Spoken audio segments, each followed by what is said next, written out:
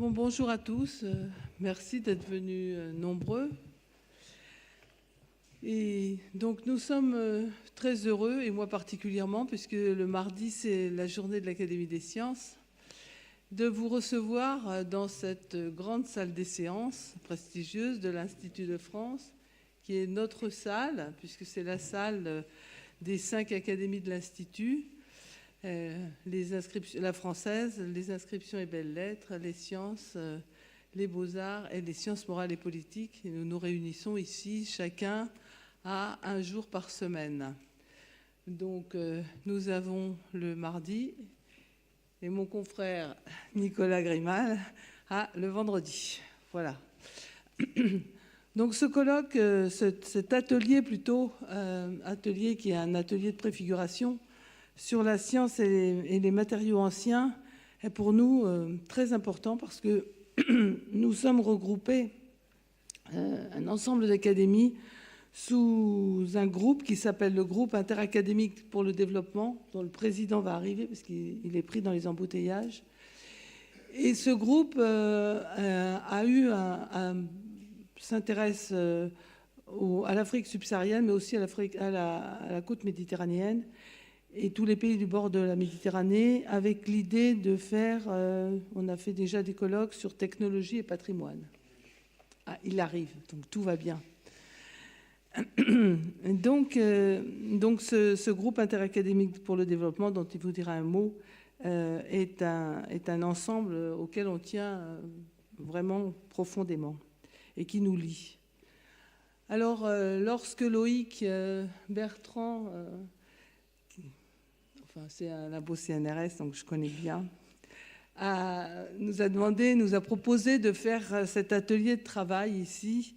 On a tout de suite accepté et on vous a ouvert les portes. Alors la science des matériaux est une science finalement récente quand on compare aux autres sciences. Elle est récente et elle bénéficie de toute la technologie contemporaine. Et ça va être un des points extrêmement importants parce que du coup vous faites des progrès extrêmement rapides par rapport aux autres sciences qui ont dû construire leurs instruments, tandis que là, vous êtes arrivés tout de suite avec des instruments qui sont déjà extrêmement performants. Donc cet atelier de préfiguration va être un atelier, mais Loïc vous le dira, pour préfigurer un colloque beaucoup plus important et dont nous parlerons sans doute en fin de journée. Donc je passe la parole à Nicolas Grimal, qui va vous dire un mot. Oui. Ah, voilà, bon. Monsieur le Président.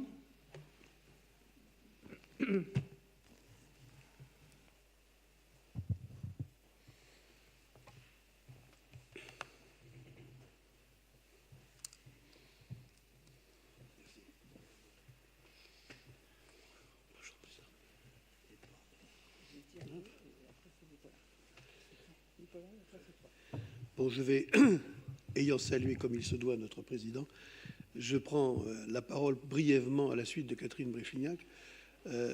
D'abord, pour dire moi aussi à quel point ce groupe interacadémique de développement qui lui doit énormément et qui doit énormément à notre président est précieux, même si mon académie y est peu représentée. Nous sommes 3, en fait, à participer activement aux travaux de ce groupe. Nous n'en sommes pas moins très concernés, en particulier par le thème de l'atelier du jour, puisque nous sommes tous spécialistes de l'histoire du passé, de l'archéologie, et donc nous sommes a priori des consommateurs de technologies appliquées justement à l'étude des matériaux. Et d'autant plus que, même si Catherine Bréchignac a fait une petite présentation un peu idyllique en disant que vous arrivez, vous êtes tous jeunes, les outils existent, ils sont là, vous n'avez plus qu'à enfiler les chaussons et puis travailler. Moi, je suis égyptologue, alors inutile de vous dire que mes outils, je me les fais en ce moment même. Donc, nous ne sommes pas tout à fait encore installés dans une hyper-technologie qui nous permettrait de répondre à toutes les questions. C'est d'autant mieux que ça nous permet de garder un peu d'esprit critique et un petit peu d'initiative aussi. Et il y a dans la salle des collègues que je connais qui ont eux-mêmes généré des méthodes nouvelles d'approche et de travail. Donc c'est un petit peu ce bilan que nous voulons faire, sans oublier une des préoccupations de notre groupe, qui est un groupe certes interacadémique, mais de développement, comme cela ne vous a pas échappé. Donc notre objectif est aussi un transfert de connaissances, est aussi un échange qui ne se fait pas forcément que dans un sens d'ailleurs, avec comme centre d'intérêt premier avant tout le monde méditerranéen qui nous relie les uns aux autres, qui relie les académies qui se retrouvent dans ce GIDE les unes avec les autres. Donc c'est avec un intérêt immense et beaucoup de reconnaissance pour mes confrères qui m'ont invité à venir travailler avec eux, que je donne maintenant la parole à mon président. Sur la bouteille. Merci, monsieur le professeur, merci beaucoup. Et pardon d'avoir perturbé le début de cette réunion, j'en suis bien navré. Mobiliser les savoirs au service d'un véritable co-développement euro-africain, tel est l'objet du GIDE, ce groupe interacadémique pour le développement. Alors cette focalisation sur le co-développement de l'Europe et du continent africain n'appelle certainement pas de longues justifications, tant sont évidentes les dimensions humaines, géopolitiques, économiques d'un tel projet. Le GIDE ce matin a quelques bonnes raisons de se réjouir de parrainer cette rencontre autour des sciences et des matériaux anciens. C'est d'abord, vous l'avez compris, une opportunité exceptionnelle de faire découvrir, ou mieux connaître, ce groupe par des personnes de qualité comme vous, engagées comme vous l'êtes, dans l'enrichissement des savoirs, enrichissement qui conditionne l'existence même de notre groupe. Tout développement suppose la combinaison d'éléments très divers, des connaissances scientifiques, technologiques, économiques, culturelles, sociales. Et l'adjectif interacadémique qui figure dans l'intitulé du GIDE recouvre cette exigence en musique, cette exigence de diversité. C'est pourquoi le GIDE a été fondé par les académies des sciences, des technologies, des inscriptions et belles-lettres, des sciences morales et politiques, médecine, agriculture, sciences d'outre-mer. Mais tout développement d'une société donnée doit être adapté aux caractéristiques qui lui sont propres. Il n'était donc pas imaginable de penser l'objet du GIDE, cette mobilisation des savoirs au service d'un co-développement euro-africain, sans une forte implication d'académies du continent africain aux côtés de celles de l'Europe du Sud. L'Académie Hassan II des sciences et techniques du Maroc, l'Académie nationale des sciences et techniques du Sénégal, la Bibliotheca Alexandrina d'Égypte, en participant à sa constitution, ont fait du GIDE une création euro-africaine. Et depuis, le GIDE s'est enrichi de son association avec toutes les académies nationales du pourtour méditerranéen et de liens étroits avec la plupart des académies nationales d'Afrique subsaharienne. Et le GIDE se réjouit ce matin parce que votre importante réunion est liée à l'un des projets qu'il poursuit sous la houlette du professeur Nicolas Grimal, qui en préside le conseil scientifique, auquel participent des personnalités non seulement éminentes, mais surtout déterminées à agir, et je salue ici avec amitié en particulier M. Loïc Bertrand et tous ceux qui ont contribué à l'organisation de cette réunion. Le projet dont je parle, Technologie et patrimoine, illustre la démarche du GIDE. Faire émerger de vrais besoins de développement et travailler à y répondre en mobilisant les compétences nécessaires. Ce projet, Technologie et patrimoine, fait suite à l'un de nos forums annuels où, sur un thème donné de développement, se réunissent des scientifiques, des technologues, des économistes, des politiques, des entrepreneurs, des représentants des sciences humaines, afin d'identifier n'ait besoin de développement et de faire des recommandations pour y répondre. Le forum de Dubrovnik, Technologie et patrimoine, valorisation des patrimoines pour le développement, a montré la richesse foisonnante des savoirs qui concourent à la découverte, à l'inventaire, à la conservation, à la restauration des patrimoines et à leur appropriation par les populations concernées. Et l'extraordinaire évolution de ces savoirs scientifiques en particulier ont montré des capacités d'analyse de plus en plus précises, des domaines d'intervention nouveaux avec le numérique, les investigations sous-marines ou aériennes, etc., etc. Bref, aujourd'hui encore, par les échanges que vous allez conduire, vous allez enrichir ces savoirs. Et devant de telles évolutions, le forum de Dubrovnik a fait ressortir de nombreux besoins.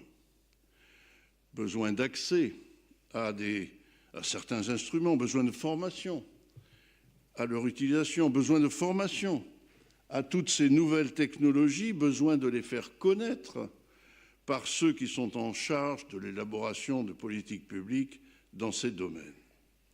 Et le projet du GIDE, Technologie et patrimoine, s'est formé pour apporter des réponses à ces besoins.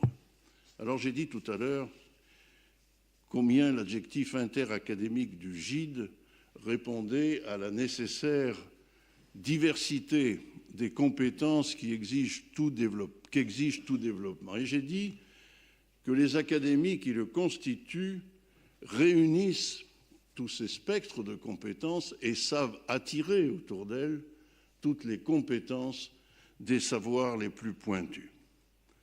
Les académies sont des institutions, Madame le secrétaire perpétuel, des institutions dont l'une des missions est en particulier de développer, d'approfondir, d'élargir les savoirs dans leur domaine propre. Mais lorsque ces institutions participent au GIDE, elles le font dans un autre esprit, avec une autre mission. Non plus développer, approfondir, élargir les savoirs dans leur domaine propre, mais les apporter, les mettre en commun avec d'autres savoirs pour que ces savoirs combinés pénètrent les sociétés pour les améliorer.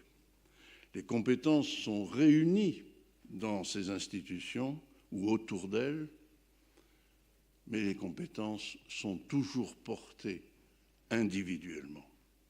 Et la diversité interacadémique du GIDE ne peut être vécue qu'avec des personnes de haute compétence déterminées à consacrer parfois un peu de leur temps à mettre leur savoir au service de la société.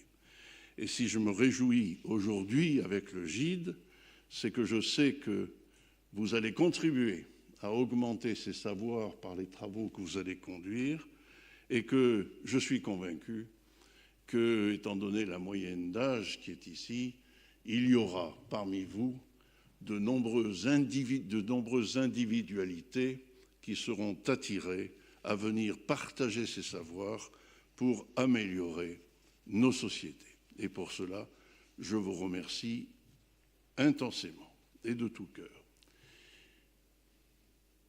Bonne journée donc, et pour beaucoup d'entre vous, je l'espère, à bientôt autour du professeur Nicolas Grimal et du projet Technologie et patrimoine pour conduire des actions de formation, des actions de sensibilisation qui seront bénéfiques à la plupart des sociétés, notamment du pourtour méditerranéen. Je vous souhaite une bonne journée et je vous remercie très sincèrement.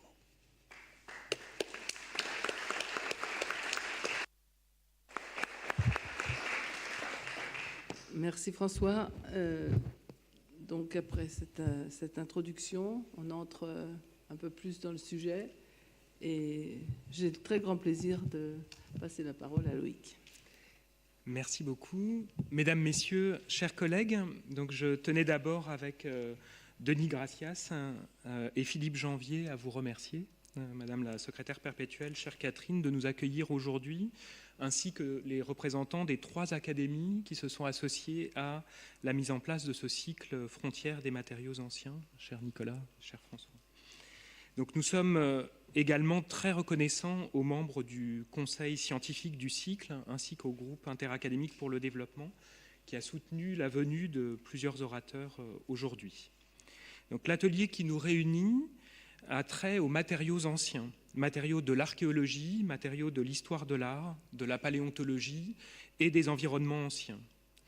Au-delà de la diversité de ces matériaux, de celle des communautés qui les étudient, de la diversité des orateurs de cette journée, nous avons voulu souligner la proximité des paradigmes d'études de matériaux qui ont une histoire, et ça a été parfaitement rappelé tout à l'heure.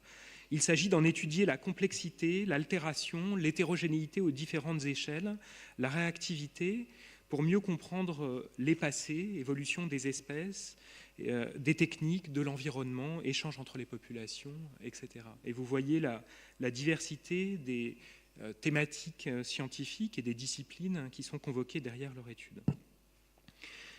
En cela, donc, ces matériaux ouvrent à de nouveaux questionnements et des travaux interdisciplinaires qui, ces dernières années, nous paraissent prendre un nouvel essor avec un développement absolument stupéfiant dans certains cas. Et je citerai juste 2 travaux.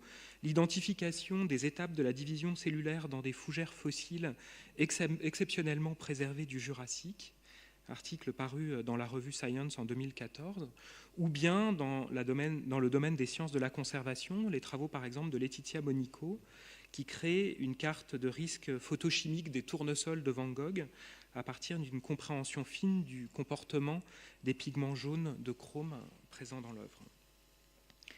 Donc pourquoi cet atelier aujourd'hui ? Ça nous a été dit tout à l'heure, d'abord parce qu'effectivement ce champ a connu de profonds bouleversements au cours de ces dernières années, révolution au niveau des méthodes d'analyse, nouveaux paradigmes d'études, nouvelles constructions interdisciplinaires, mais aussi urgence de la prise en compte des problématiques environnementales, des choix politiques de destruction de monuments exceptionnels qu'il nous faudrait également éclairer par la recherche. Ainsi, l'Europe met actuellement en place l'infrastructure européenne de recherche sur les patrimoines, ERIS, qui regroupe 16 pays européens et associés, et dont j'ai l'honneur de coordonner la stratégie scientifique et dont on voit tout le potentiel d'ouverture également au terrain et aux équipes de recherche méditerranéennes, comme ça nous a été rappelé, notamment en interaction avec le groupe interacadémique pour le développement.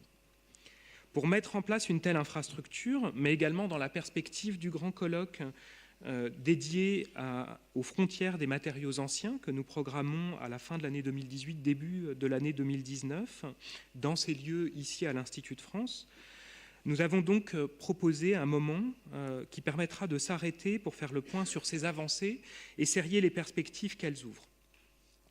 Les orateurs d'aujourd'hui ont donc reçu une commande un peu particulière, à la fois parler de leurs propres travaux, proposer une prospective dynamique de la recherche élargie d'une manière plus large, plus étendue à leur discipline, et donc nous aider à préparer ce grand colloque international, y compris en désignant des collègues orateurs, oratrices potentielles à partir de l'observation de travaux venant des différentes disciplines. Mais avant tout, l'objectif de cette journée était à la fois de nous faire plaisir, de vous faire plaisir en parlant avec enthousiasme de travaux publiés récemment ou de travaux en cours qui ouvrent à de nouvelles perspectives. Et donc tout au long de la journée, nous avons laissé un large temps d'échange à l'issue de chaque intervention, où donc nous souhaitons que la salle puisse à loisir questionner les participants de l'ensemble de cette journée. Donc une fois de plus, je tiens à vous remercier et à remercier donc les 4 académies associées, y compris celle des Beaux-Arts, Monsieur Paul Andreu n'ayant pu être avec nous aujourd'hui, mais en voyant ses souhaits que la journée se déroule dans les meilleures conditions possibles, regroupés autour de cette journée. Donc, je vous remercie.